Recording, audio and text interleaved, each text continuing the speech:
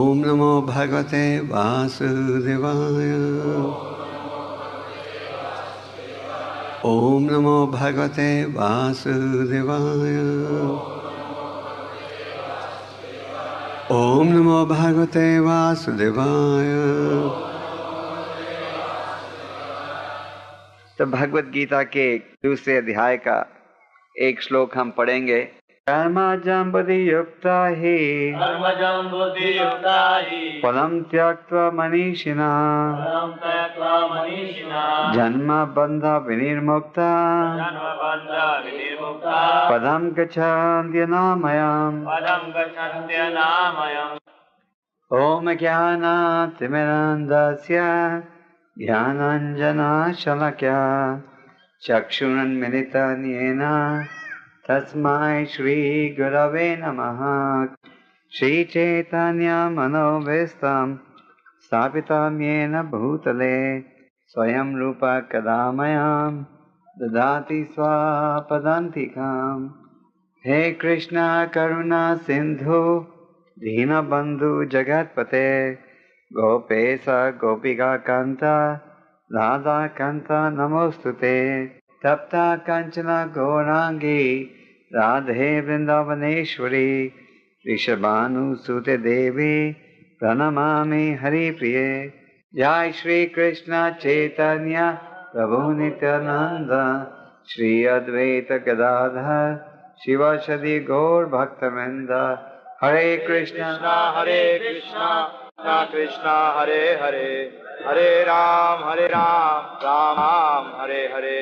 कर्मजं बुद्धियुक्ता हि फलं त्यक्त्वा मनीषिणः जन्म बंध विनिर्मुक्ता पदं गच्छन्ति यनामयम्।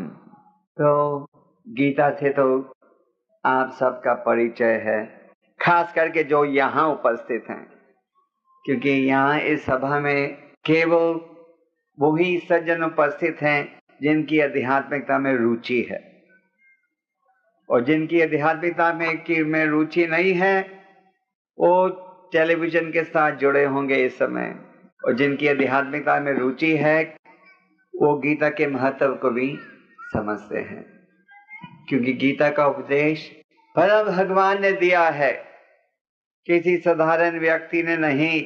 सबसे पहले भगवान ने ये उपदेश दिया सूर्य के देवता विवासवन को, फिर हंसते हंसते ये संदेश इस पृथ्वी पर पहुंचा महाराज इक्ष्वाकु के पास, और फिर यही संदेश भगवान ने फिर से दिया अर्जुन को।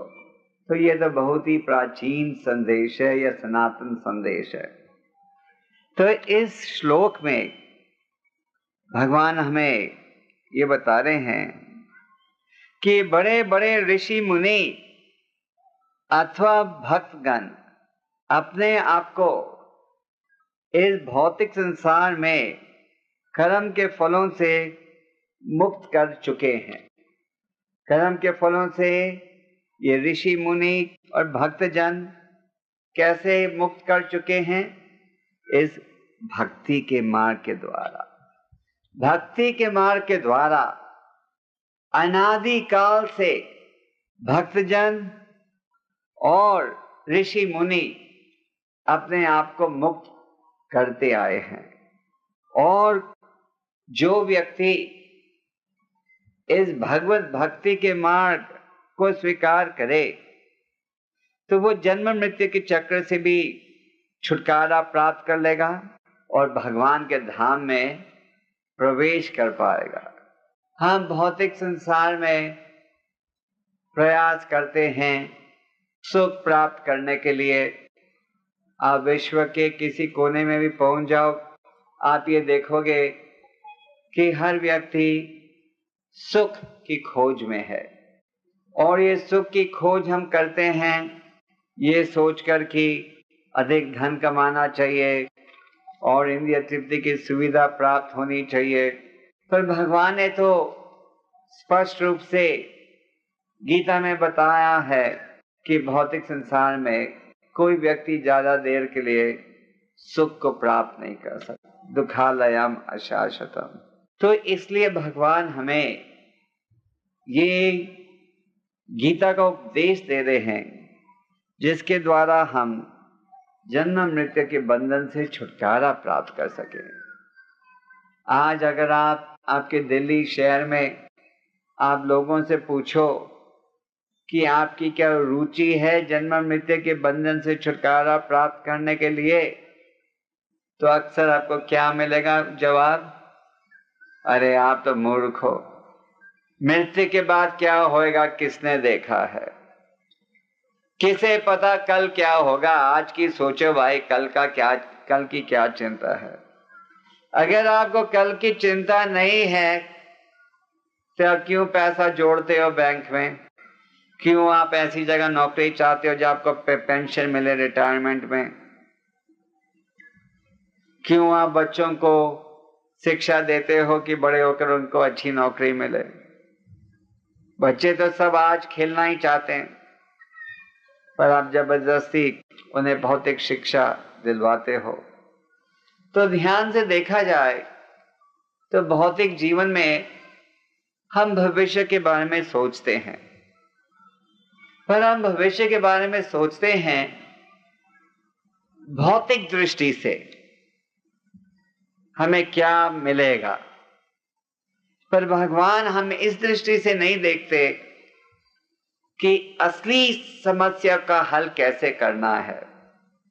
जैसे कि अगर आपको फुंसी हो या फोड़ा आ गया हो आपके शरीर में जिसमें पस हो, तो अगर आप इस पस को निकालना चाहते हो तो आपको इस फोड़े को दबाना पड़ेगा। अगर आप ऊपर से फूको तो वो फोड़ा तो नहीं, पस तो नहीं जाएगी। तो उसी प्रकार अगर आपको असली खुशी चाहिए तो भगवान जो गीता में उपदेश दे रहे हैं उसका हमें लाभ उठाना चाहिए।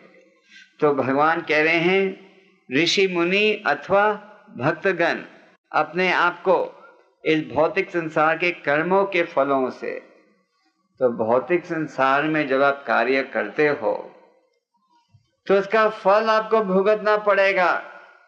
जो कार्य भी आप भगवान से स्वतंत्र करते हो उसका आपको कर्म अवश्य ही भुगतना पड़ेगा। जैसे कि एक भौतिक उदाहरण है, अगर आप कमाओ पैसा और सरकार को टैक्स नहीं भरो तो उसका जुर्माना आपको भरना ही पड़ेगा, है ना। पर आजकल तो जुर्माना नहीं भरना पड़ता क्योंकि आप सबको जेब में कुछ खिला देते हो, पर यमराज जी को तो आप जेब में नहीं खिला सकते, आप समझे ना। तो भौतिक संसार में जब आप कार्य करते हो तो हर कार्य का फल आपको भुगतना पड़ता है, और जो भी कार्य आप करते हो जिसका उद्देश्य भगवत सेवा नहीं है उसका जुर्माना आपको भरना ही पड़ेगा। आज नहीं कल, पर जुर्माना जरूर भरना पड़ेगा। किस रूप से जुर्माना भरना पड़ेगा? अनेक और योनियों में जन्म प्राप्त करना पड़ेगा। 84 लाख किस्म की योनियां हैं। कभी आप बिरला के खानदान में जन्म ले लोगे, कभी कीड़े के, कभी कुत्ते बिल्ली के रूप में, बुरा नहीं मानना। अनेक योनियों में जन्म लेने का अवसर प्राप्त होता है, जो कि निर्णय किया जाता है हमारे कर्मों के द्वारा। तो भगवान गीता द्वारा ये उपदेश नहीं दे रहे कि आप अपने कर्मों को त्यागो। कई बार लोग गीता को गलत समझ बैठते हैं। कई बार लोग आध्यात्मिक या वेदों के उपदेश को गलत समझ बैठते हैं। भगवान किसी भी स्थान में ये नहीं कह रहे कि तुम्हें अपने कर्म मत करो। जैसे कि अर्जुन को भगवान ने ये नहीं कहा कि तुम युद्ध में मत लड़ो, पर उन्होंने कहा कि तुम युद्ध में लड़ो पर मेरी प्रशंसा के लिए। तो उसी प्रकार भगवत गीता द्वारा हमें ये ज्ञान प्राप्त होता है कि हमें कर्मों के फलों से मुक्त होना चाहिए। कर्माणि एवाधिकारस्ते मा फलेषु कदाचन। तुम कर्म करो पर फल मुझे अर्पण करो। भगवान स्पष्ट रूप से कहते हैं मैं हर चीज का भोक्ता हूं। जैसे कि आप बैंक में नौकरी करते हो, लाखों रुपए गिनते होगे, जो खजांची है बैंक में करोड़ों रुपए भी गिनता है रोज, पर वो जानता है कि इस पैसे पर उसका कोई दावा नहीं है। तो उसी प्रकार जो बुद्धिमान व्यक्ति है वो अपने जीवन को इस रूप से चलाता है कि वो कर्मों के फलों के द्वारा भगवान की सेवा कर सके। और इस श्लोक में भगवान कह रहे हैं कि जो व्यक्ति इस भावना के साथ जीवन का उपयोग करता है वो जन्म मृत्यु के चक्र से छूट जाता है। तो जैसे हम कह रहे थे, आज समाज में बहुत कम संख्या के लोग हैं जो कि जन्म मृत्यु के चक्र से छुटकारा प्राप्त करना चाहते हैं। बहुत ही कम, आप में गिन सकते हो, इतने कम व्यक्ति हैं। तो ये है समाज का दुर्भाग्य। 7 प्रकार के कष्ट, जन्म मरण बुढ़ापा बीमारी, ये तो हम सब देखते हैं। रोज देखते हैं शमशान घाट में कोई जा रहा है।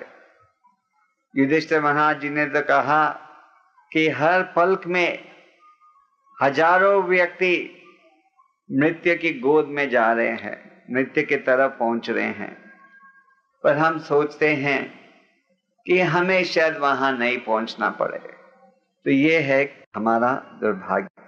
तो अज्ञानता के कारण, जैसे कि प्रभुपाद जी ने इस श्लोक के तात्पर्य में समझाया है कि अज्ञानता के कारण हम ये भूल जाते हैं कि हर कदम में खतरा है। पदम पदम याद विपदाम ने तशे तनातेशम, हर कदम पर खतरा है, ये हम भूल जाते हैं। जब कोई दुर्घटना बीत जाती है तो हम क्या कहते हैं, अचानक ही बेचारे का देहांत हो गया, अचानक ही वो घायल हो गया, अचानक ही एक्सीडेंट हो गया। हम अचानक शब्द का क्यों उपयोग करते हैं? क्योंकि हम सोच बैठते हैं कि कोई दुर्घटना नहीं बीतनी चाहिए 70, 80, 90 साल से पहले, और हम ये भूल जाते हैं कि कदम कदम पर खतरा है। तो इसलिए भगवान हमें ये उपदेश दे रहे हैं जिसके द्वारा हम जन्म मृत्यु के चक्र से छुटकारा प्राप्त करें।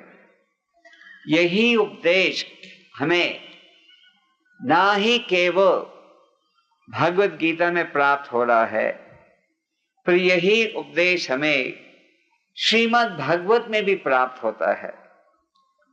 जैसे कि ऐसे तो श्रीमद् भागवत में अनेक भक्तों की कथाएं हैं, जिनमें से एक बड़ी सुंदर कथा है प्रहलाद महाराज की। प्रहलाद महाराज कोई साधारण बच्चे नहीं थे, उन्हें हमारे शास्त्रों में धर्म का अधिकारी या महाजन माना जाता है। स्वयंभू नरादा शंभु कौमारा कपिलो मनु प्रहलादो जनको भीष्मो बलिर भाई यसखिर वयम। शास्त्रों में कहा गया है कि 12 महाजन हैं जिनके द्वारा हम धार्मिक शिक्षा पालन स्वीकार कर सकते हैं। तो प्रहलाद महाराज का तो एक भाग्य ये था कि जब वो अपनी माता के गर्भ में थे तो उन्हें ये दिव्य ज्ञान नारद मुनि जी के द्वारा प्राप्त हुआ। तो ये था उनका भाग्य, क्योंकि उनके पिता दुष्ट बुद्धि के थे, हिरण्यकाशिपु। पर दुष्ट बुद्धि के होते हुए में ही हिरण्यकाशिपु में एक गुण ये था कि उन्हें ये पता था कि अगर उन्हें कोई शक्ति भी चाहिए, उनकी क्या भावना थी कि वो मरे नहीं। तो उन्हें तपस्या उठानी पड़ेगी। तो हिरण्यकशिपु तपस्या उठाने गए थे जब प्रहलाद अपनी माता के गर्भ में थे, और जो अनेक देवता थे, इंद्र वगैरह, वो बड़े निराश हो गए थे हिरण्यकशिपु की कार्य के द्वारा, क्योंकि हिरण्यकशिपु ने अपनी तपस्या के द्वारा बहुत शक्ति प्राप्त कर ली थी। तपस्या के द्वारा आप शक्ति अच्छे कार्यों के लिए भी प्राप्त कर सकते हो और गलत कार्यों के लिए भी। तो जैसे हमारे आजकल के विज्ञानी हैं, आजकल के जो विज्ञानी हैं बहुत मेहनत करते हैं, दिन रात एक करके काम करते हैं, क्या बनाने के लिए? एटम बम, जिससे दुनिया का नुकसान हो। आज इतने हथियार बन गए हैं, है कि नहीं? आज आप इधर बैठे हो, बटन दबा दो और बम उधर जाएगा, है ना? आप लोग रोज अखबारों में पढ़ते हो, ये सब चीजों की बनाता कौन है? विज्ञानी। वही बड़ी परिश्रम करके बनाते हैं और उसका उपयोग होता है गलत काम के लिए। तो मेरा कहने का मतलब था कि हम तपस्या का उपयोग अच्छे काम के लिए भी कर सकते हैं, गलत काम के लिए भी। तो हिरण्यकशिपु की बुद्धि ये थी कि सारे देवता सब मेरे वश में आ जाएं और मुझे मृत्यु के सामने भी कभी झुकना नहीं पड़े। तो देवता बहुत ही दुखी थे हिरण्यकशिपु से, और जब उन्होंने देखा कि प्रहलाद अपनी माता के गर्भ में है और हिरण्यकशिपु वहां नहीं है, तो एक दिन वो प्रहलाद की मां को घसीट कर ले जा रहे थे इस विचार के साथ कि जैसे ये बच्चा पैदा होगा हम उसको मार देंगे। कहते हैं ना अंग्रेजी में, लाइक फादर लाइक सन, जैसा बाप वैसा बेटा। तो वो उन्होंने सोचा, एक हिरण्यकशिपु ने नाक में दम कर दिया है, अभी दूसरा पैदा हो जाएगा, फिर तो बिल्कुल ही जीना असंभव हो जाएगा। तो वो जब प्रहलाद की माता को घसीट कर ले जा रहे थे, तो वहां नारद मुनि जी पहुंच गए, और उन्होंने जब इस घटना को देखा तो उन्होंने कहा, क्या कर रहे हो तुम लोग? इस निर्दोष औरत को घसीट कर कहां ले जा रहे हो? तो देवताओं ने कहा, आप जानते नहीं कि ये औरत कौन है? ये है श्रीमती हिरण्यकशिपु, और उसके घर में एक और हिरण्यकशिपु है। तो नारद मुनि जी ने कहा, छोड़ दो, चिंता मत करो, इस औरत के घर में एक महान संत है। तो उनके कहने पर देवताओं ने प्रहलाद की मां को छोड़ दिया, और फिर नारद मुनि जी ने प्रहलाद की मां को दिव्य शिक्षा दी, जो कि हिरण्यकशिपु को भी, जो कि प्रहलाद ने भी स्वीकार की। तो प्रहलाद महाराज तो मां के गर्भ से निकलते ही उन्होंने अपने साथियों को दिव्य उपदेश देना आरंभ कर दिया। उन्होंने अपने साथियों से कहा, दुर्लभम मानसम जन्म। दुर्लभम एक संस्कृत का शब्द है जिसका अर्थ है बहुत ही कठिन। तो प्रहलाद महाराज जी ने कहा कि जो मानव जीवन है ये तो बहुत ही दुर्लभ है, बहुत ही कठिनाई के साथ प्राप्त होता है। तो हमें इस मानव जीवन का दुरुपयोग नहीं करना चाहिए, पर इसका उपयोग करना चाहिए जन्म मृत्यु के चक्र से छुटकारा प्राप्त करने के लिए। तो प्रहलाद महाराज जी ने कहा, अरे भाई, तुम इतना प्रयास परिश्रम क्यों करते हो सुख को प्राप्त करने के लिए? जैसे आज आप देखते हो समाज में सब सुबह से रात तक व्यस्त हैं, किस लिए? धन कमाने के लिए, है ना? कई बार आप अपने मित्रों को निमंत्रण देते हो आपके भजनों के प्रोग्राम में, वो क्या कहते हैं? आई एम वेरी बिजी, मैं बहुत ही व्यस्त हूं। तो प्रहलाद महाराज जी ने कहा कि जिस प्रकार दुख आता है बिना मांगे, उसी प्रकार सुख भी आता है बिना मांगे। आप समझे? उन्होंने कहा कि जिस प्रकार दुख की तो कोई भीख नहीं मांगता, आप तो भगवान से यही प्रार्थना करते हो हमें सुख मिले। हाँ, पर आप चाहे प्रार्थना करो तो भी दुख तो भुगतना ही पड़ेगा। तो प्रहलाद महाराज जी ने कहा कि जिस प्रकार आपको दुख प्राप्त होता है बिना मांगे, उसी प्रकार जितना सुख आपके कोटा में है उतना ही आपको मिलेगा, उससे ज्यादा एक बूंद भी नहीं मिलेगा, एक बूंद भी नहीं। आप अगर सोचते हो एक बाल्टी ज्यादा मिल जाएगी तो गलत है, एक बूंद ज्यादा भी नहीं मिलेगा, जितना आपके कर्म के अनुसार निर्णय है। तो उन्होंने कहा प्रहलाद महाराज जी ने कि इस जीवन का विकार में उपयोग मत करो, जो सुख मिलना है वो मिलेगा ही। समय निकालो आध्यात्मिक कार्य के लिए, क्योंकि जब तक आप आध्यात्मिक कार्य के लिए समय नहीं निकालोगे, ये जो जीवन है पशु के जीवन के समान है। तो प्रहलाद महाराज जी को कितना कष्ट भुगतना पड़ा। कई बार हम लोगों को भी थोड़ा बहुत कष्ट भुगतना पड़ता है, पर अगर प्रहलाद महाराज जी के कष्ट को सुनो तो आप आश्चर्यचकित हो जाओगे। उनके पिता ने उन्हें क्या नहीं प्रयास किया उनकी भक्ति को रोकने के लिए। जैसे कि आप लोग भी जब भक्ति में जुड़ते हो तो कई लोग आपके दुश्मन बन जाते हैं, बुरा नहीं मानना। हाँ, कई बार घर वाले ही दुश्मन बन जाते हैं। क्या हो गया, देखो हमारे पति को भूत सवार हो गया भक्ति का, कहाँ इस्कॉन के भक्तों के साथ फंस गए है। कहाँ हम लाइफ मेंबर बने थे, भी लाइफ मेंबर से हंसते हंसते भक्ति में फंस गए, है ना। तो सब फिर यही योजना बनाते हैं कैसे इनको भक्ति से खींचा जाए। कई बार सोचते हैं शादी, अगर शादी नहीं हुई है तो शादी करा दो, अगर ये नहीं है तो किधर और भेज दो। हाँ, यही प्रयास करते कि भक्ति से इसको दूर ले जाए। तो प्रहलाद के पिता की भी यही इच्छा थी।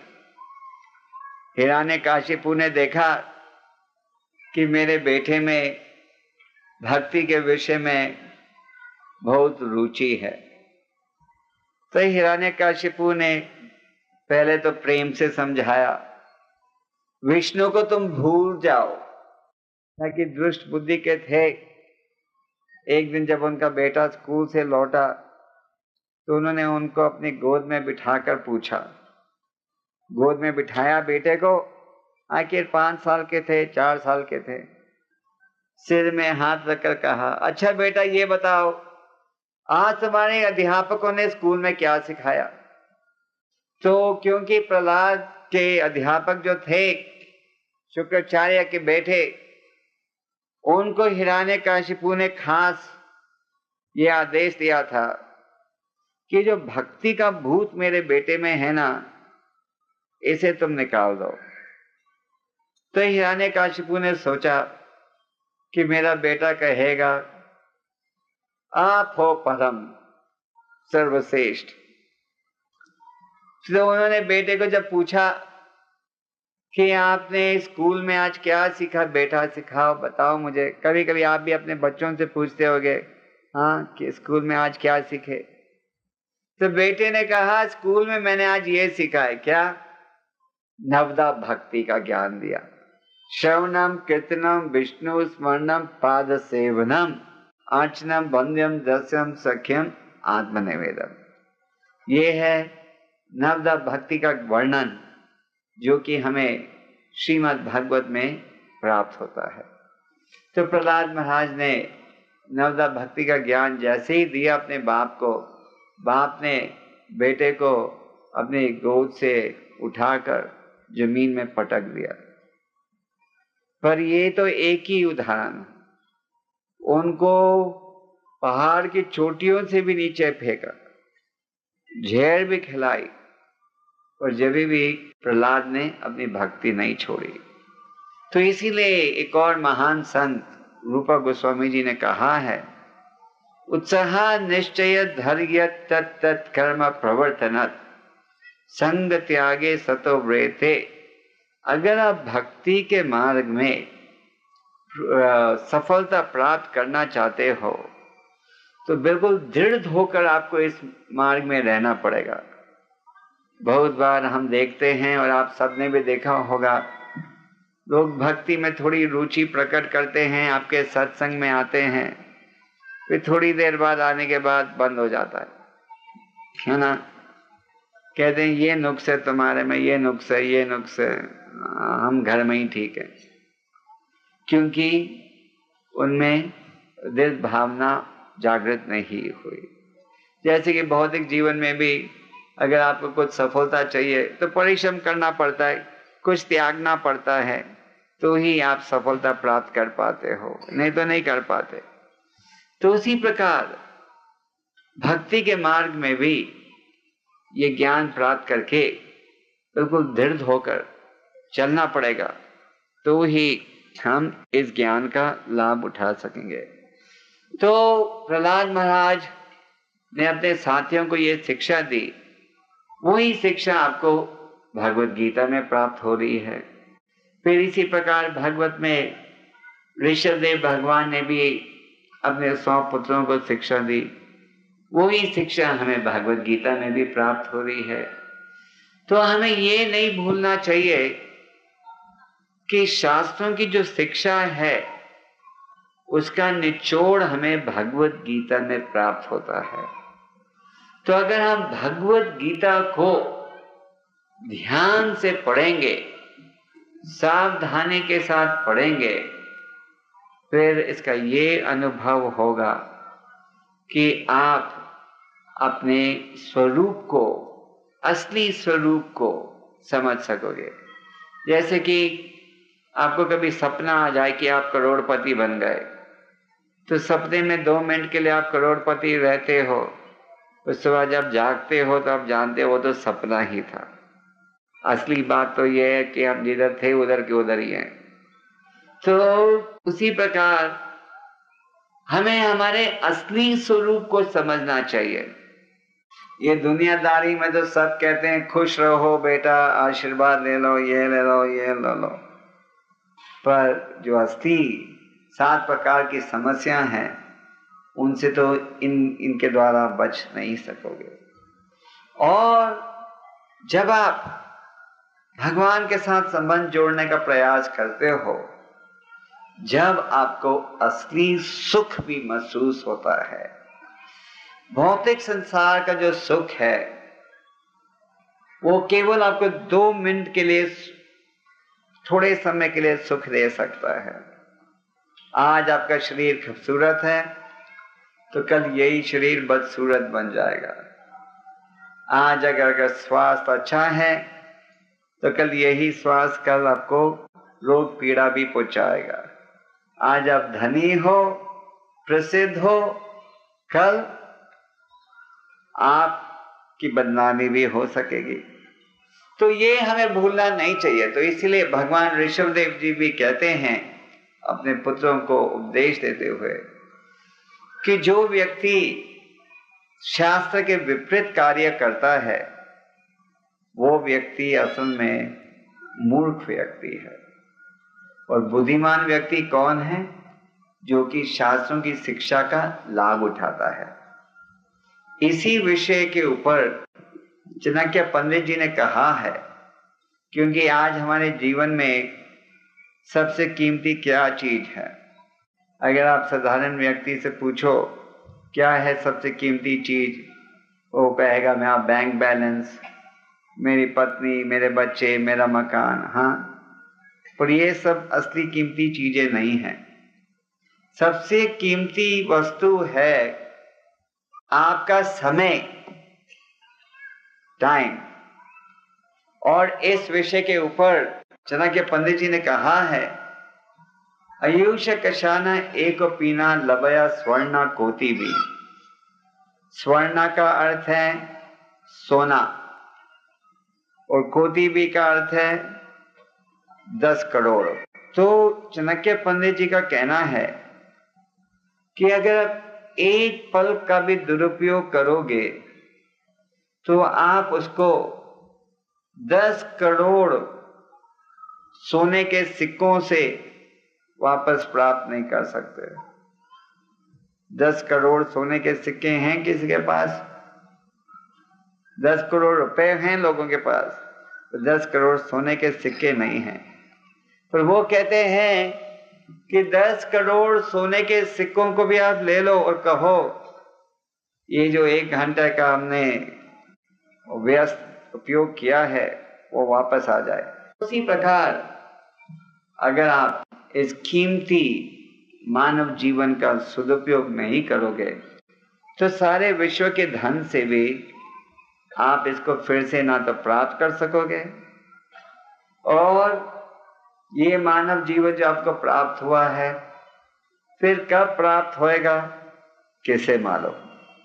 इसीलिए शास्त्रों का निर्णय ये है कि हमें इसका उपयोग करना चाहिए जिस प्रकार ऋषि मुनि अथवा भक्तजनों ने उपयोग किया है, क्योंकि भक्तगण और ऋषि मुनियों ने अपने उदाहरण के द्वारा ये बताया है कि किस प्रकार से आप अपने जीवन को भगवान के चरणों में अर्पण कर सकते हो।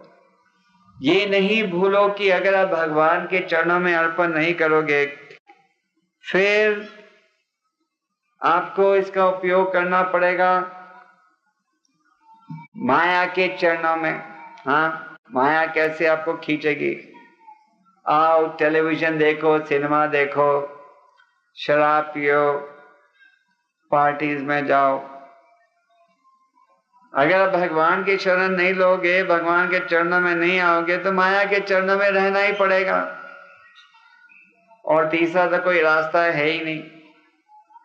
तो इसके द्वारा हम ये समझ सकते हैं कि अगर हम इस भक्ति के मार्ग में नहीं प्रवेश करें तो हमें माया के मार्ग में रहना ही पड़ेगा और कष्ट भुगतना पड़ेगा। प्राचीन समय में सजा देने का क्या तरीका था? आप लोगों ने काला पानी तो सुना होगा। हाँ, हम जब छोटे थे सुनते थे काला पानी काला पानी। कि हमारे गुरुजी एक उदाहरण देते थे कि प्राचीन समय में किसको सजा देना होता था तो राजा कहता था ले जाओ इसे दरिया के नीचे, दरिया में, समुद्र में। वहां उसके सिर को डुबो देते थे पानी के नीचे, और सिर्फ 5 मिनट पानी के नीचे, एक थोड़े सेकंड के लिए पानी के बाहर सांस लेने के लिए, वापस फिर डुबकी जबरदस्ती मारो पानी के नीचे। तो उसी प्रकार ये भौतिक संसार में है तो चारों तरफ कष्ट, पर कभी कभी हमें खुशी की झलक केवल दिखती है और हम सोचते हैं कि ये खुशी हमारे साथ हमेशा रहे। तो इसके लिए जो बुद्धिमान व्यक्ति हैं वो ऋषियों के और भक्तगणों के उदाहरण के द्वारा अपने जीवन को आगे चलाते हैं।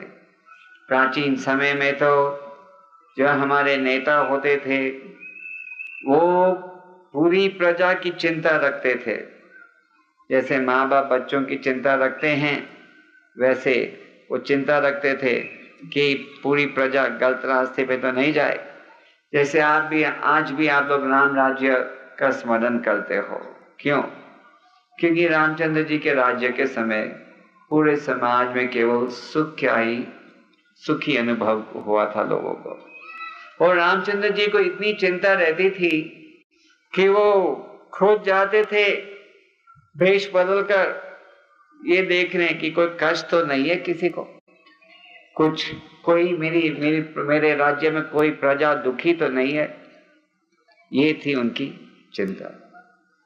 तो साधुओं का तो कर्तव्य है कि ये उपदेश सब जगह पहुंचाया जाए। जैसे कि भक्ति वेदांत स्वामी प्रभुपाद जो कि इस संस्था के संस्थापक आचार्य हैं।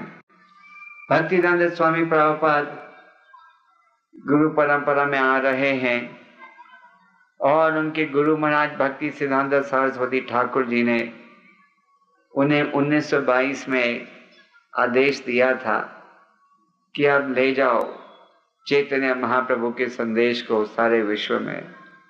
और अगले साल हम प्रभुपाद जी की शताब्दी को मनाएंगे। अभी तो तैयारी हो रही है और प्रभुपाद जी ने बहुत प्रयास किया भारत में इस शिक्षा का वितरण करने के लिए। इतनी सफलता प्राप्त नहीं कर पाए। अंत में वो अमेरिका गए, है ना। और अमेरिका प्रभुपाद जी कब पहुंचे थे? मुझे अभी एक पत्र मिला है, सितंबर 16 तारीख को, कल जो है वो 1965 सितंबर 16 को प्रभुपाद जी अमेरिका पहुंचे थे। आज से कितने साल पहले? 30 साल पहले वो अमेरिका पहुंचे थे। क्या लेकर? ये चैतन्य महाप्रभु जी का उपदेश लेकर। और जब प्रभुपाद अमेरिका पहुंचे तो उन्होंने देखा अमेरिकन लोगों की स्थिति, सब भोग विलास शराब इत्यादि में रुचि ले रहे हैं। तो प्रभुपाद जी ने बॉस्टन में पहुंचकर एक प्रार्थना लिखी। प्रभुपाद जी, जैसे आप जानते हो, उन्होंने लगभग 100 ग्रंथों की रचना की और जब वो छोटे भी थे तो उनको लोग कवि बुलाते थे।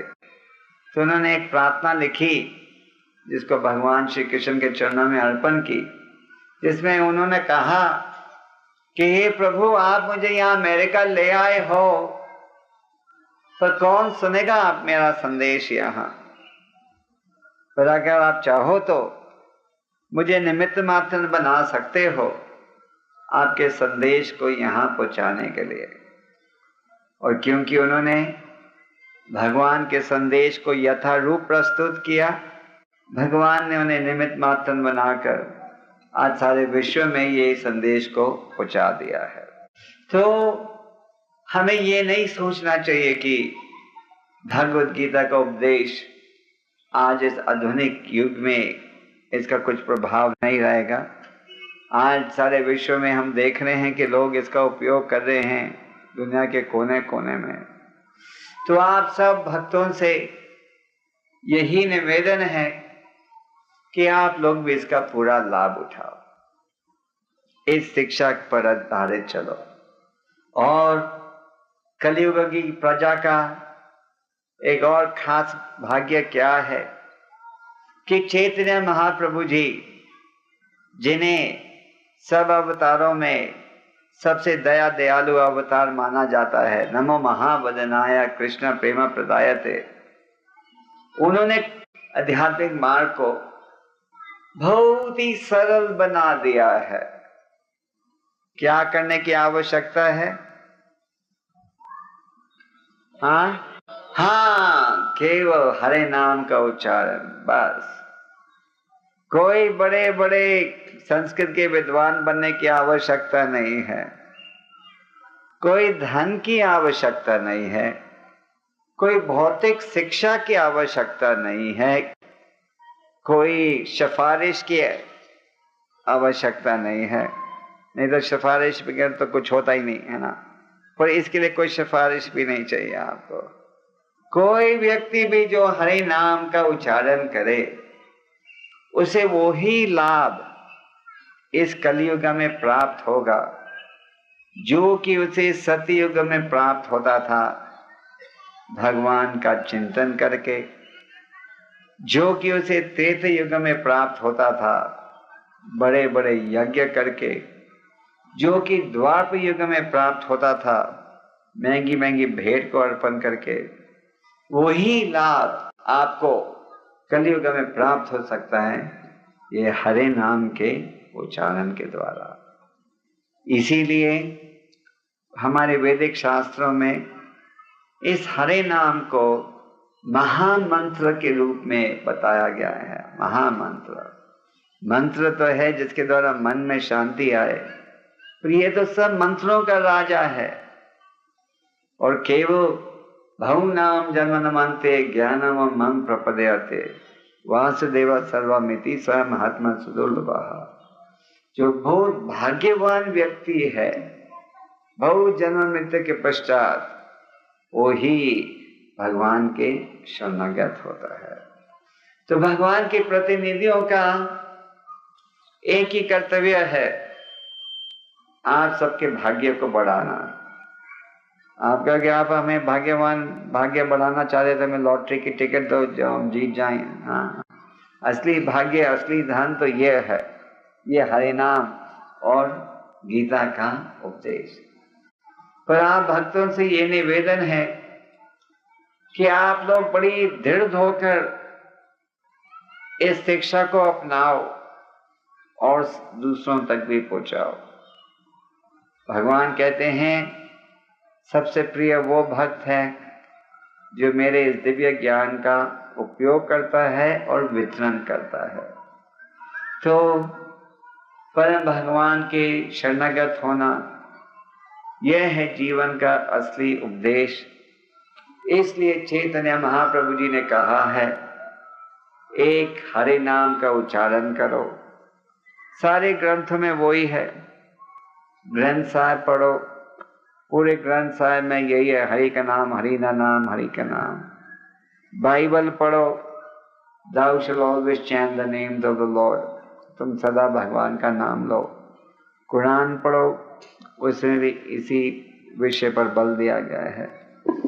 तो ये भगवान का नाम लेना, वैसे तो भगवान के अनेक नाम हैं, पर ये कृष्णा का नाम जो है सबसे मुख्य नाम है। हाँ, कहा गया है 1000 नाम विष्णु के आप लो तो उसको राम के एक बार नाम लेने के बराबर है, और राम का नाम 3 बार लो तो कृष्ण भगवान का एक बार नाम लेने के बराबर है। तो कृष्ण भगवान का एक बार नाम लेने में ही इतनी ताकत है जिसकी आप कल्पना भी नहीं कर सकते। तो हरे कृष्ण मंत्र को अपनाइए, ये प्रमाणिक है, अनादिकाल से इसका उपयोग लोग करते आए हैं। हरे कृष्ण मंत्र का अपनाइए, भगवत गीता का अध्ययन कीजिए और भक्तों की संगत का लाभ उठाइए। तो इस प्रकार आप में यह भावना जागृत होगी कि कर्मों के फलों को कैसे त्यागना और किस प्रकार भगवान के शरणागत होना। और यही प्रार्थना है आप सबसे कि आप इस आध्यात्मिक उत्साह को बढ़ाइए, डरिए मत। कई बार हम डर जाते हैं, आध्यात्मिक मार्ग में प्रवेश करते हैं, फिर हम क्या कहते हैं, और ज्यादा तेजी से नहीं जाना। बाकी जगह तो तेजी से जाना चाहते हैं, पर आध्यात्मिक मार्ग में हंसते हंसते। तो हरे कृष्ण मंत्र को अपनाइए, गीता को पढ़िए, भक्तों की संगत का लाभ उठाइए और इस प्रकार अपने दुर्लभ मानव जीवन का सदुपयोग कीजिए और जन्म मृत्यु के बंधन से छुटकारा प्राप्त कीजिए। हरे कृष्ण।